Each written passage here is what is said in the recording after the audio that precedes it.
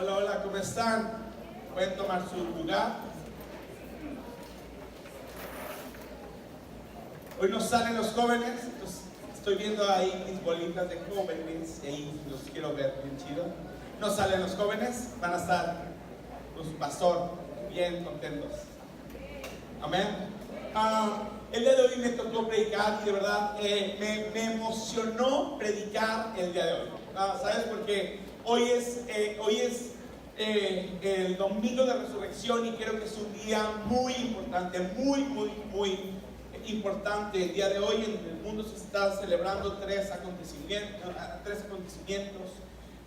que es Pascua, que es una celebración bíblica que representa el día que salió el pueblo de Egipto, el pueblo de Israel de Egipto, y entró a conquistar la tierra prometida, y Dios les dijo que tenían que celebrar la Pascua.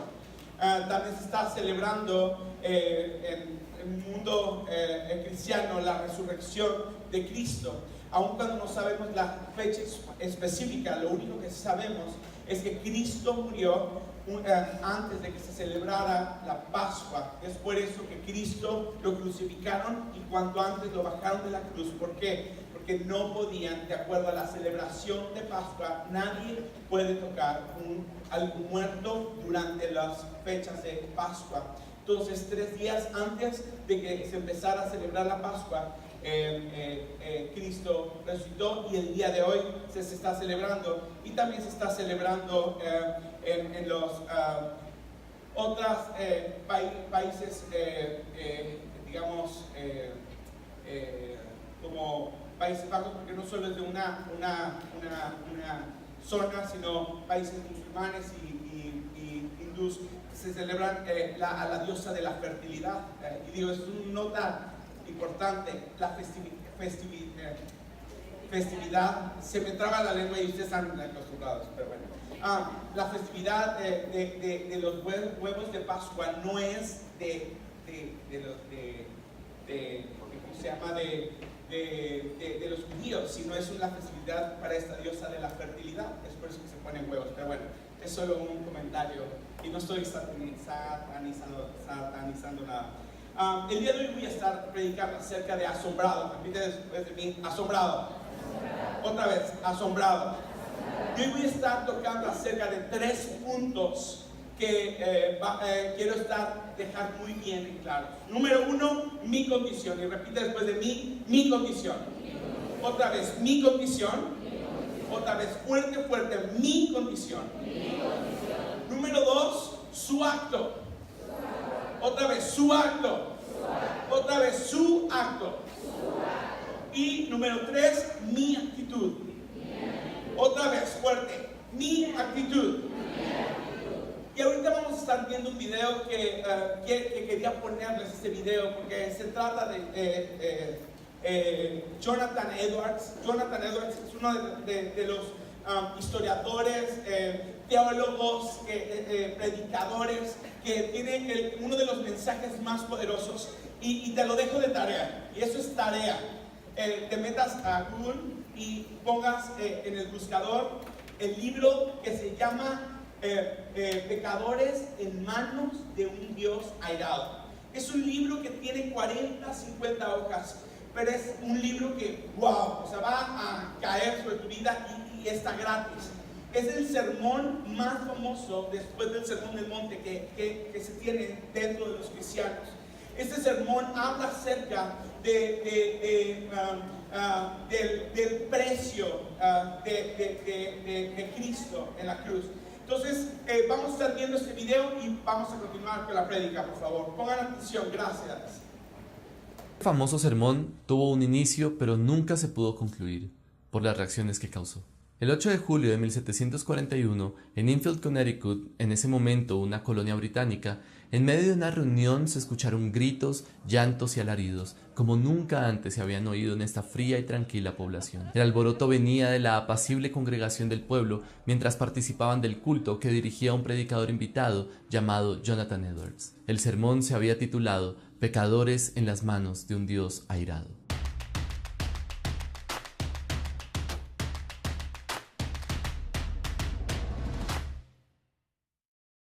Jonathan Edwards había sido invitado a predicar a la iglesia de Enfield, una iglesia conocida por su frialdad espiritual y su resistencia al avivamiento, en un momento en el que Nueva Inglaterra estaba empezando a sentir un despertar espiritual que se conocería posteriormente como el Gran Despertar. Sin proponérselo, la predicación de Edwards fue el golpe que aceleraría una renovación espiritual en medio de este movimiento único en la historia del cristianismo. Pero Edwards nunca fue uno de esos predicadores con alta y fuerte voz. De hecho, su estilo de predicación era sencillo, voz débil y pocos gestos, simplemente leía desde un manuscrito que había memorizado.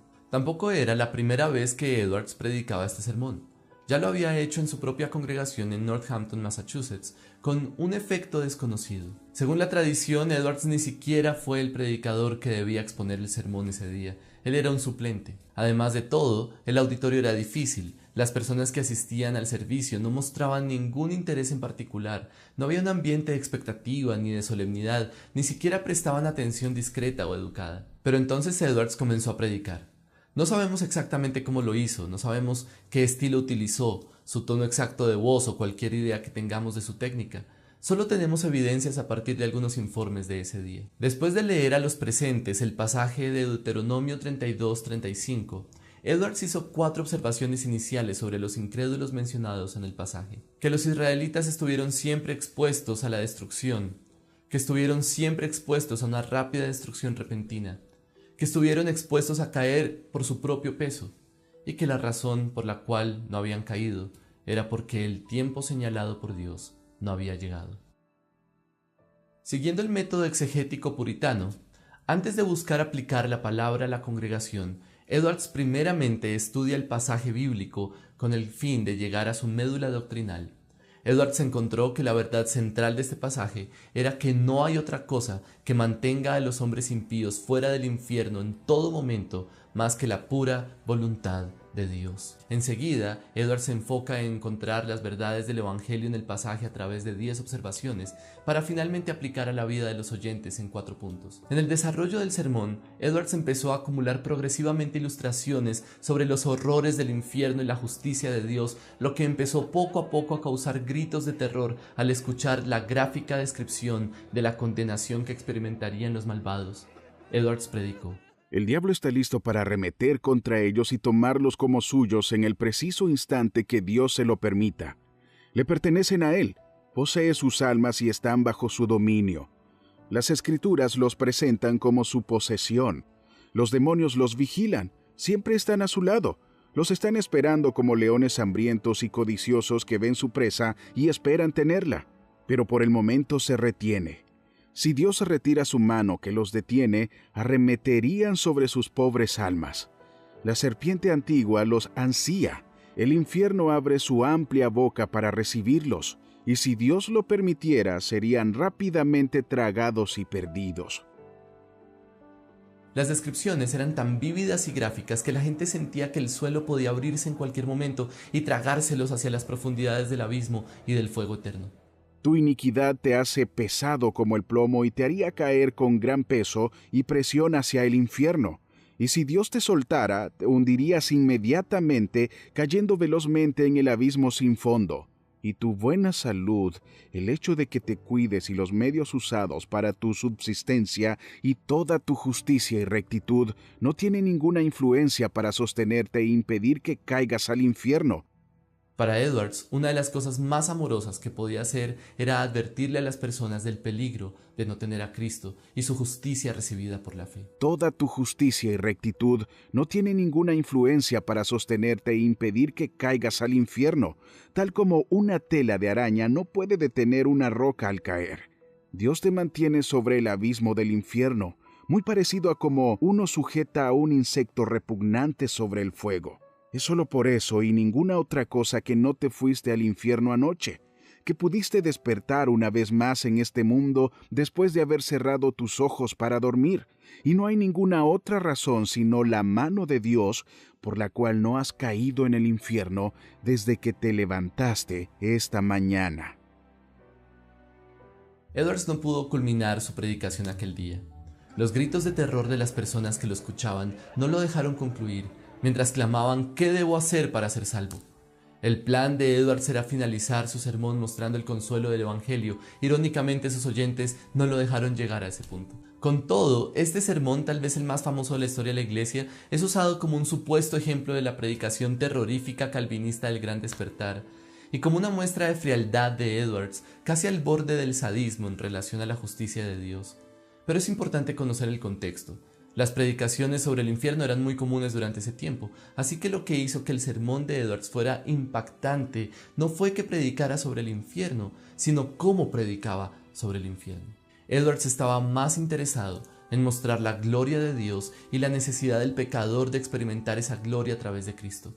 Es fácil darse cuenta de esto al estudiar la vida, la obra y el pensamiento de Edwards. Este sermón ha sufrido constantes análisis por parte de lingüistas, psicólogos y expertos que lo han asociado con la física de Newton, con el prodigio de la narrativa y la elocuencia, y con la construcción lógica y rítmica de un discurso. Este es un sermón típico del Gran Despertar que enfatiza la enseñanza de que el infierno es real, un lugar que realmente existe. El sermón de Edwards continúa siendo el ejemplo principal de un sermón que provoca un verdadero avivamiento y aún nos sigue retando y persuadiendo sobre nuestra realidad espiritual. ¿Y tú? ¿Qué tan consciente eres de la realidad del infierno? Ahora vuelta con la persona que tienes atrás y dile, hoy no es una prédica de condenación. ¿Sabes? Este sermón es uno de los sermones más famosos. Yo lo estuve leyendo cuando estudié en el Instituto Bíblico y de verdad es una cosa muy pequeña, pero te abre los ojos a muchas cosas. Sabes, lo que Jonathan Edwards no quería hacer es solo estar hablando acerca de conviértete si no te vas al infierno. No, para nada. Pero lo que sí quería hacer es abrirle los ojos a la realidad de lo que pasaría si no siguen a Cristo. ¿Qué pasaría si tú no sigues a Cristo? Si tú no vienes a la justificación de tu pecado. Y el primer punto que vamos a estar tratando es mi condición. Dile al que está a tu lado, fuera espíritu de teflón. Ya lo hemos repetido 3 veces cada uno. Dice, mi condición. ¿Estamos? Mi condición. Vamos a Romanos 3:23, por favor. Yo sé que ustedes son sabios, inteligentes, pero abre tu Biblia en Romanos 3:23, por favor. Dice la palabra de Dios, dice que, pues todos que hemos pecado, nadie puede alcanzar la meta gloriosa establecida por Dios. También Romanos 1:17, ese nada más lo estoy diciendo. Romanos 17, que no hay justo ni aún uno. No hay justicia. Mi condición es de pecado. Primera de Juan 3:4, por favor.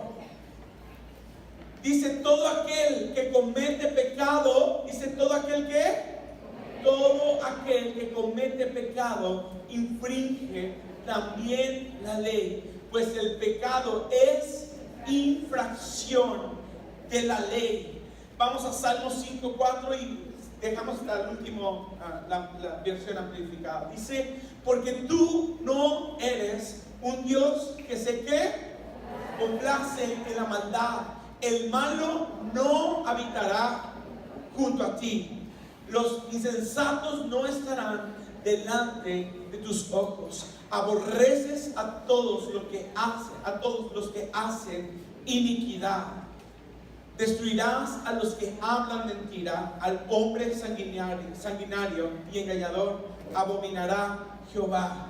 Y vamos, Isaías 5:24, por favor, y 25. Dice, por tanto, como la lengua del fuego consume el rastrojo y la llama devora la paja, así será su raíz, como podredumbre, y su flor desvanecerá como el polvo, porque desecharon la ley de Jehová de los ejércitos y abominaron la palabra del Santo de Israel. Dice, por esta causa se encendió el furor de Jehová contra su pueblo y extendió contra él su mano y le hirió, y se estremecieron los montes y sus cadáveres fueron arrojados en medio de las calles con todo esto no ha cesado su furor, sino que todavía su mano está extendida. Y penúltimo, Primera de Juan 3:4, en la versión amplificada, por favor. Primera de Juan. Y esta versión me encanta porque habla la realidad de este versículo. Dice: todos los que practican el pecado también practican la anarquía. Ahorita voy a poner mi banda de revolucionaria. Anarquía. No, ¿verdad? Dice: ¿y el pecado qué? Es la anarquía. Y empieza a relatar, dice: es ignorar la ley de Dios por acción o negligencia, o por tolerar la maldad. No está restringido por sus mandamientos y su voluntad. Todos los que practican el pecado también practican la anarquía. Los que practican el pecado es no estar bajo la seguridad de la ley, ¿sabes? Y estos versículos, a lo mejor me dirás: pastor, es que me la estás poniendo muy difícil. Me dijiste que no me ibas a condenar. Pero lo que yo quiero hacer con este primer punto es ponerte a la condición de lo que es el pecado, ¿sabes? La condición de lo que realmente representa el pecado, y la condición la condición que tenemos cuando no tenemos a Cristo en nuestro corazón. Y déjame decirte, y la peor condición cuando tenemos a Cristo en nuestro corazón y seguimos pecando conscientemente. Y quiero terminar este bloque con Romanos 6:23, por favor. Yo sé que se lo saben bien, pero lo vamos a estudiar. Dice la palabra de Dios, dice: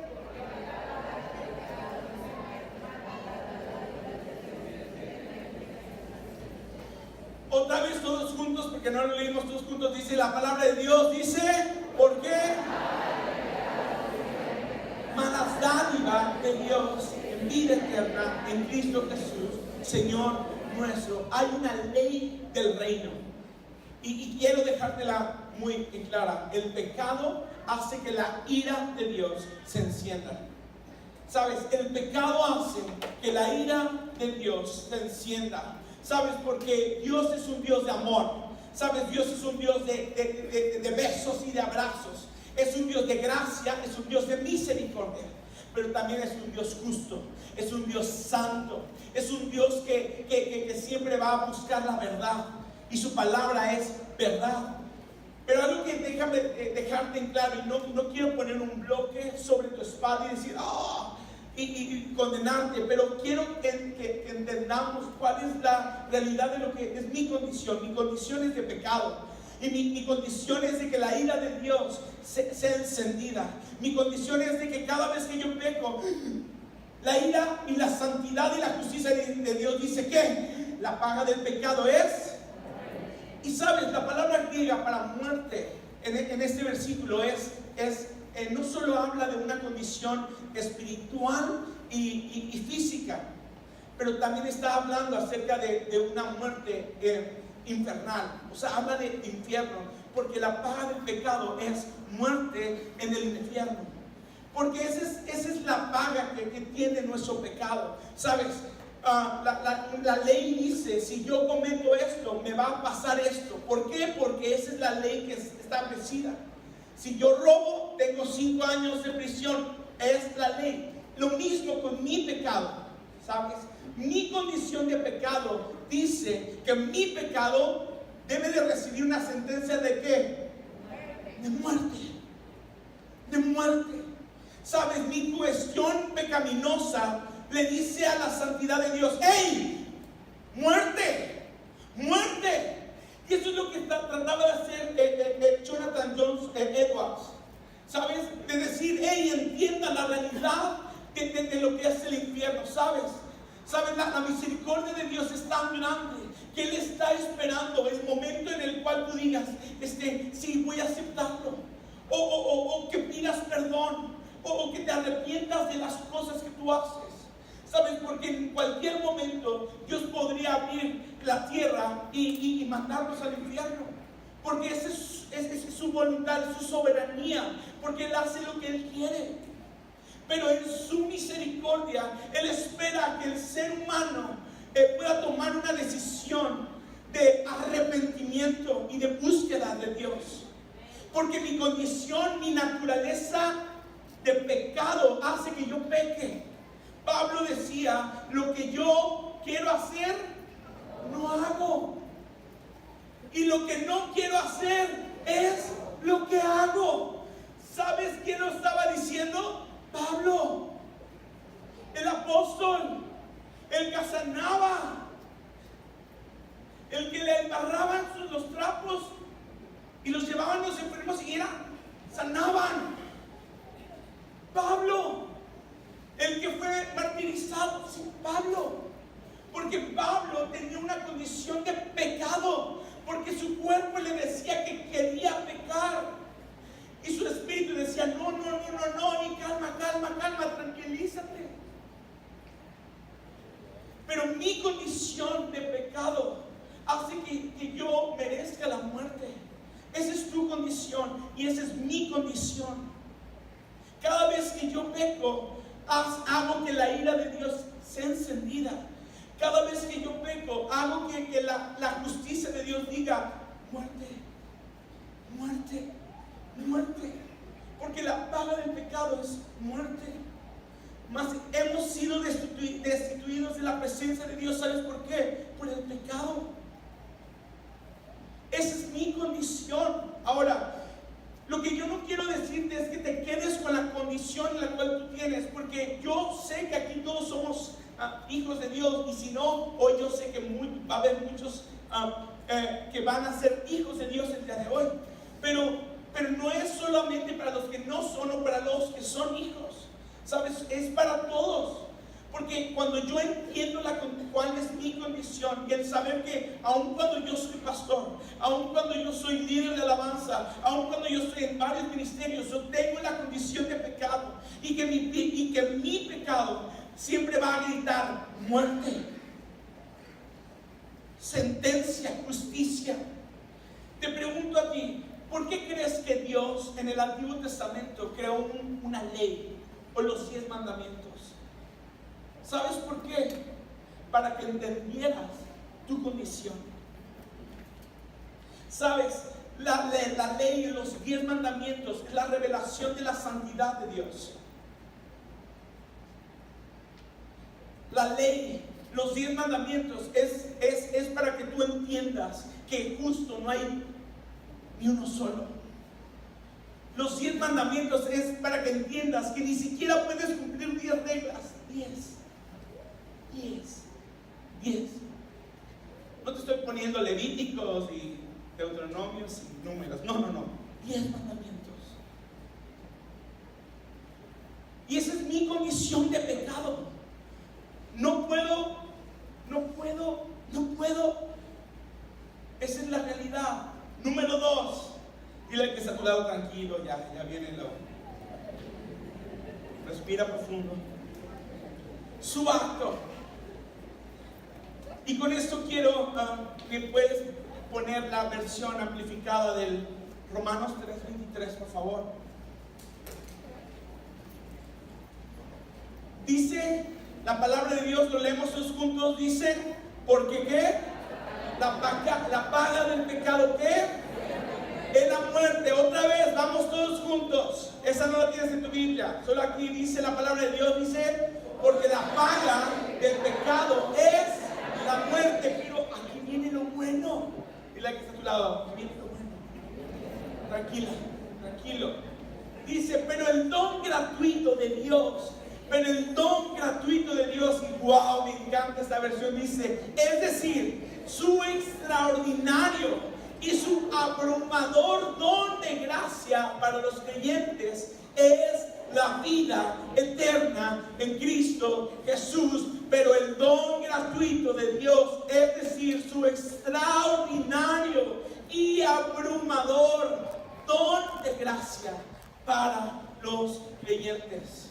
Número 1, mi condición de pecado dice que yo merezco la muerte, pero su acto de amor, de extravagante amor, de gracia, es perdón.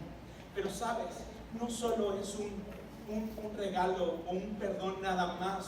Así de, ay, bueno, te perdono. No. Tu pecado tiene precio. Su ira dice, hey, hay un precio. La justicia de Dios dice, hey, hay un precio. La santidad de Dios dice, hey, hay un precio. Primera de Timoteo 1:15. Dice la palabra de Dios, dice, palabra fiel y digna de ser recibida por todos. Que Cristo Jesús vino que al mundo para salvar a los pecadores, de los cuales yo soy el primero. Pablo, hablándole a Timoteo. Vamos por favor a Romanos 1:18, por favor. Dice, porque la ira de Dios se revela desde el cielo contra toda impiedad e injusticia de los hombres que se detienen con injusticia la verdad. Y vamos por favor a Isaías 53. Quiero pararme aquí un poquito. Sabes, Dios es un Dios de perfección. Y repite conmigo, de perfección. Otra vez, de perfección. Sabes, Dios tiene planes perfectos. Dios es un Dios perfecto. Sabes, yo a veces me pongo a pensar, a veces ¿por qué tengo que leer el Antiguo Testamento si ahorita vivimos en la ley de la gracia y gracia, y ya no me tengo que ir a ofrecer mi becerrito, ya no tengo que poner mi incienso, ya no tengo que... Hay muchas cosas que ya no tengo que observar en el Antiguo Testamento, pero una de las razones que debes de entender por qué está el Antiguo Testamento es para que puedas entender suficientemente la gracia. ¿Sabes? Porque la gracia empezó desde el primer momento que Dios dijo, hágase la tierra, hágase el sol, hágase la luna. ¡Ey! Agua, abandona la tierra. ¡Ey! Produzcase los árboles. ¡Ey! Es gracia. ¿Sabes? Porque Dios empezó a pensar aún antes. Empezó a pensar desde aún antes de la creación de la tierra. Empezó a pensar, ¡ey! Es que yo sé que me van a fallar. Es que el pueblo que yo he escogido me va a fallar. Y van a ser rebeldes. Y yo los voy a tener que estar rescate y rescate y rescate y rescate.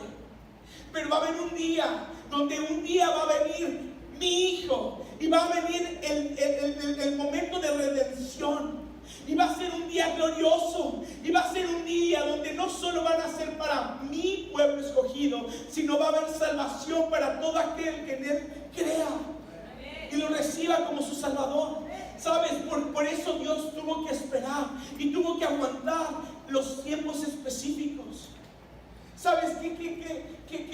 ¿Qué padre hubiera sido que en el momento que Adán y Eva pecaron, en ese momento hubiera bajado a Jesús y dijo, bueno, pues ya pecaron y tu naturaleza pecaminosa ya fue destruida. Pues ya como pecaron y todo el mundo va a querer pecar, bueno, pues ya voy a mandar a mi hijo y pues que muera de una vez. Así que ahora sí toda la raza humana puede ir a la gracia redentora. Pero sabes, la humanidad no podría haber valorado la gracia. Sabes, tú y yo no hubiéramos podido valorar la gracia. Sabes, el precio que nuestros pecados tienen. Sabes, tus pecados te demandan costo, demandan justicia. Por eso es que en el Antiguo Testamento se ofrecía un carnero, porque para ser justificados. Y me encanta cómo Dios dijo, voy a esperar al momento donde lo malo sea llamado bueno y lo bueno sea llamado malo. En el momento donde el ser humano es que en momentos difíciles, ¿cuántos leyeron o vieron las noticias en Sri Lanka? Más de 200 muertos en iglesias cristianas, católicas y de turistas en días de Pascua. En el momento donde estamos pasando difíciles, Dios dijo, voy a esperar para que el ser humano pueda comprender cuál es la gracia. Y de verdad, su acto fue el milagro más sorprendente que tú puedes experimentar. Y te lo vuelvo a decir, el acto que Jesús hizo es el milagro más sorprendente que tú puedes experimentar. Isaías 53, 4 al 6. Dice la palabra de Dios, lo leemos en esta versión y luego la leemos en la versión ampliada. Dice la palabra de Dios, sin embargo, que fueron nuestras debilidades las que Él cargó, fueron nuestros dolores los que lo agobiaron. Y pensamos que sus dificultades eran un castigo de Dios, un castigo por sus propios pecados. Pero Él fue traspasado por nuestras rebeliones y aplastado ¿por qué? Por nuestros pecados. Y vuelvo a decir, dice, pero Él fue traspasado ¿por qué? Otra vez, ¿por qué? ¿Por qué? Ahora dilo, por mis rebeliones. Otra vez, por mis rebeliones. Dice, y aplastado ¿por qué? Por mis pecados. Dice que fue golpeado para que nosotros estuviéramos en paz. Fue azotado para que pudiéramos ser sanados. 6. Dice, todos nosotros nos hemos extraviado como ovejas, hemos dejado los caminos de Dios para seguir los nuestros. Sin embargo, el Señor puso sobre él. Me encanta. Sabes, estas palabras debes de entenderlas muy bien. Dice, puso, el Señor puso. Dice, sin embargo, el Señor puso sobre él, o sea, sobre Jesús, los pecados de todos nosotros. Versículo 10, por favor. Dice, con todo eso, Jesús quiso. Y otra vez te lo vuelvo a decir, quiso. Repite después de mí, quiso. Quiso. O sea, fue una voluntad de Dios. Dice, y con todo eso Jehová quiso quebrantarlo, sujetándole a padecimientos. Cuando haya puesto su vida en expiación por el pecado, verá linaje, vivirá por largos días, y la voluntad de Jehová será en su mano prosperada. Ayúdame por favor con la versión amplificada. Del 4, gracias. Dice, pero de hecho Él ha soportado nuestros dolores y ha llevado nuestras penas y dolores. Sin embargo, ignorantemente asumimos que fue golpeado y derribado por Dios y degradado y humillado por Él. Dice, pero fue herido por nuestras transgresiones, fue aplastado por nuestra maldad. Nuestro pecado, nuestra injusticia y nuestra injusticia, el castigo requerido por nuestro bienestar cayó sobre Él, y por sus heridas somos sanados. Versículo 10, por favor. Dice, sin embargo, y este es un versículo de verdad que me retumba en la cabeza, y algo que están diciendo me rompe, ¿sabes? Me rompe la cabeza. De verdad dice, sin embargo, el Señor estaba. De verdad, y eso dice, el Señor estaba dispuesto a aplastarlo. Dice, estaban dispuestos a aplastarlo, haciéndolo sufrir. Si Él se diera a sí mismo como una ofrenda de culpa, una expiación por el pecado, verá su descendencia espiritual, prolongará sus días, y la buena voluntad del Señor tendrá éxito y prosperará su mano. No sé si llegas a entender eso, que dice, sin embargo, el Señor estaba dispuesto a aplastarlo y haciéndole sufrir. ¿Cuántos padres de familia hay aquí? ¿Cuántos podrían decir, hoy yo estoy dispuesto a que le den unas buenas nalgadas a mi hijo? A ver, ¿cuántos padres que me ofrezca su hijo, les vamos a poner un ejemplo de cómo saber disciplinar.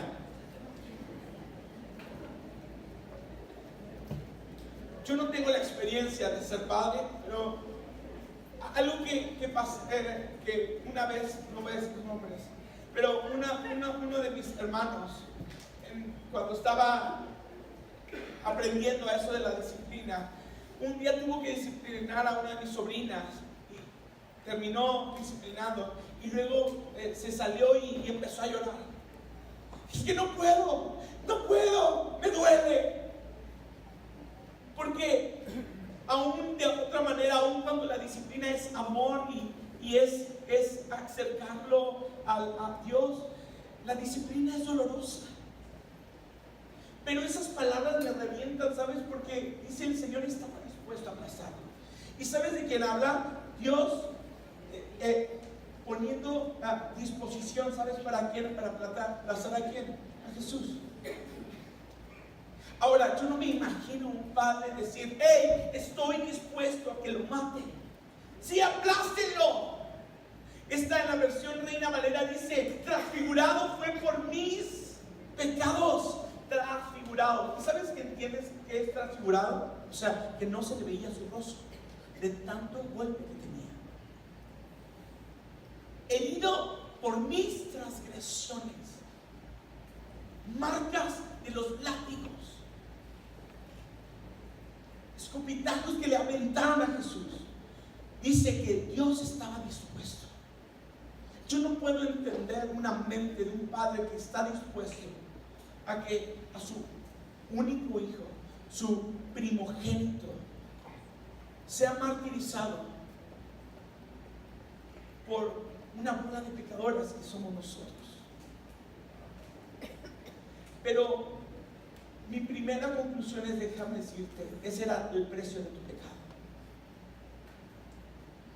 Ese era tu precio, ese era mi precio. Una ofrenda perfecta, una ofrenda de santidad. Ese era el precio. Eso es lo que demandaba mi pecado. La justicia de Dios dice, ¡hey! Necesitan una ofrenda perfecta. Si no, muerte. Ustedes necesitan una ofrenda perfecta. Si no, muerte. Eso es lo que decía. Eso es lo que hablaba mi pecado. A la santidad, a la justicia de Dios. Pero dice la palabra de Dios que Dios no le importó, sino estuvo dispuesto a sacrificar a su hijo. Yo no me imagino, hace unos 5 años estuve en Puerto Rico, en la Sierra de Guerrero, en un viaje misionero. Y dentro de las festividades de ahora Semana Santa tienen la prédica de las 7 últimas palabras de Cristo. Y a mí me tocó predicar acerca de la palabra de Padre, Padre, porque me has abandonado. Y una de las explicaciones que tiene ese versículo o esas últimas palabras es un salmo que trae las mismas palabras de alabanza a Dios. Pero leyendo o estudiando ese mismo versículo, yo entiendo esos estudios o esas definiciones o exegesis que han tenido ese versículo, pero la que yo más entiendo es Cristo siendo crucificado, las últimas palabras que él tuvo, el Padre viendo, donde dice que Isaías 53 derramó toda su ira en la cruz, pero era tanto el castigo que yo creo que el Padre se volteó y dijo, ya no aguanto más, estoy viendo a mi hijo sufrir, pero no puedo hacer nada, ¿sabes? Porque si bajaba Cristo de la cruz, ¿sabes? Tú y yo no hubiéramos podido tener salvación por gracia. Pero el dolor de un padre ver a sufrir a su hijo en una cruz y Jesús sentir el abandono del Padre, decir, Padre, Padre, ¿por qué me has abandonado? pero también siento el dolor del padre de decir, es que están maltratando a mi hijo. Están maltratando a mi hijo, a mi hijo primogénito. Lo están maltratando, lo están golpeando, lo están transfigurando. Pero mi justicia y mi santidad lo requieren. Yo creo que en ese momento Dios se volteó y dijo, no puedo ver más. Porque ese sacrificio me va a dar la libertad de tener más hijos que me amen y que me busquen y que me adoren y que me alaben. Y voy a estar más cercano a la humanidad. No me importa que mi hijo muera. Sin embargo, el Señor estaba dispuesto a aplastarlo, haciéndole sufrir. Número 1, mi condición. Número 2, su acto. El acto más sublime que pueda haber. Número 3, mi actitud. Algo que yo les decía en el culto, en el primer culto, es de que creo que este día debería de ser un día de demasiada alegría. ¿Sabes? El día de hoy deberíamos de estar todos como súper, mega, ultra contentos. El día de hoy deberíamos de estar dando de ¡ah! Yo soy gritón, no se puede mucho. Pero hoy deberíamos de estar demasiado alegres. ¿Sabes? Esta predica yo la titulé Asombrados. ¿Sabes? Una actitud de asombro es ¡wow!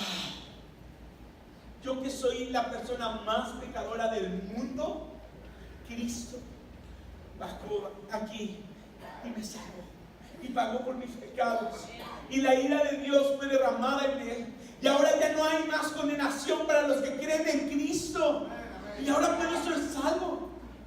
Pero hay veces que esa actitud de asombro de decir, no, sí soy salva, así soy hijo, ay, gloria a Dios, en la lengua, pues voy a la iglesia para calmar mi espíritu religioso. Pero sabes, no hay experiencia más asombrosa que tú puedas experimentar que es la salvación. Sabes, no hay experiencia más sublime que tú puedas experimentar que es la salvación.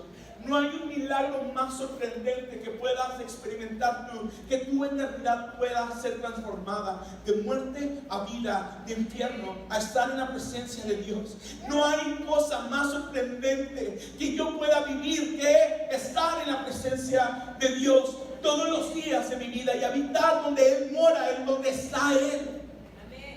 Pero a veces cuando no entendemos el valor que yo tengo, ¿sabes? Cuando yo no entiendo que mis pecados hablan y gritan muerte,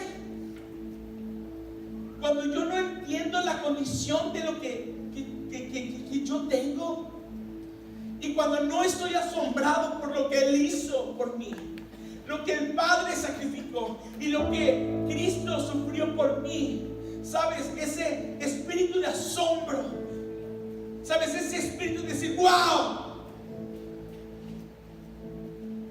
¿Sabes? Algo que ha pasado por nosotros los cristianos es que hemos perdido el valor a su muerte, a su cruz.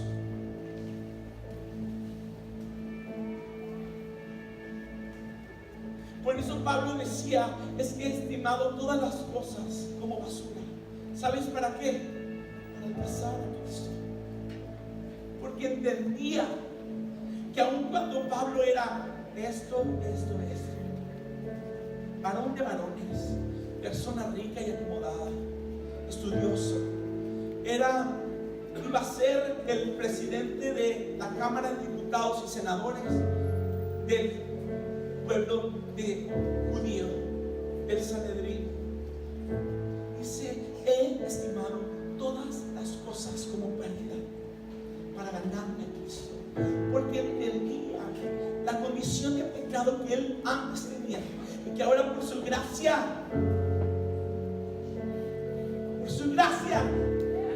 por su amor infinito, por su amor abrumador, por esa gracia, sabes que yo no tengo que hacer absolutamente nada para ahora ser hijo, para ya que mi pecado no grite muerte, sino que la sangre de Cristo grite vida en mí. Que grite, ya no eres esclavo del pecado, sino ahora eres hijo de Dios. Eso es lo que grita la sangre de Cristo derramada en mí, que me limpia y me purifica.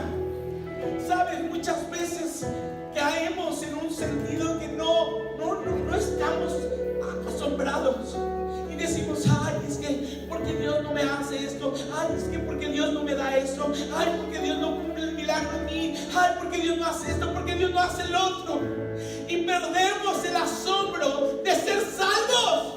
Sabes, el que tú seas salvo es el milagro más sorprendente que puedas experimentar. Lo demás es gracia, es gracia. Sabes, si Dios te da de comer es gracia, y es demasiada bendición. ¿Por qué no nos asombramos de que somos salvos y que nuestra eternidad ha sido cambiada? ¿Por qué perdemos ese asombro de decir: wow, tú quisiste sacrificar a tu hijo para que yo fuera salvo?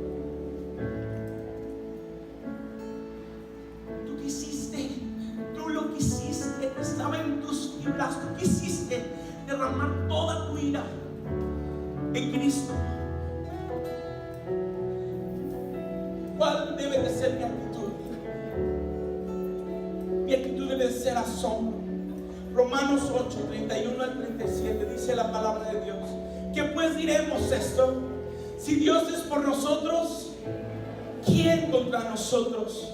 Dice: el que no escatimó ni a su propio hijo, sino que lo entregó por todos nosotros, ¿cómo no dará también con él todas las cosas? ¿Que quién acusará a los escogidos de Dios? Dios es el que justifica. ¿Quién es el que condenará? Cristo es el que murió, más aún, el que también resucitó, el que además está a la diestra de Dios, el que también intercede por nosotros. ¿Quién nos separará del amor de Cristo? ¿Tribulación, angustia, o persecución, o hambre, o desnudez, o peligro, o espada? Como está escrito: por causa de ti somos muertos todo el tiempo somos contados como ovejas del matadero. ¿Quién te separa? ¿Quién te separa del amor? Justificado, hecho hijo por un amor inmerecido, en el cual lo contrario de tu pecado decía muerte, su gracia dice vida, justificación, sanidad, libertad, felicidad. ¿Por qué no nos asombramos?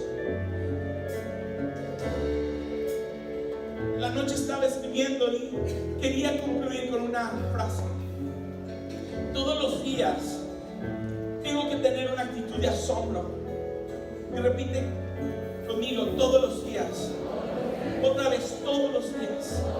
Todos los días tengo que tener una actitud de asombro por lo que Él ya hizo por mí. Es hora, eso hará que yo valore su muerte, pero también disfrute su victoria sobre la muerte. ¿Sabes? Cuando yo tengo un espíritu de asombro, cuando yo estoy asombrado de decir: es que yo pasé de ser muerto a tener vida.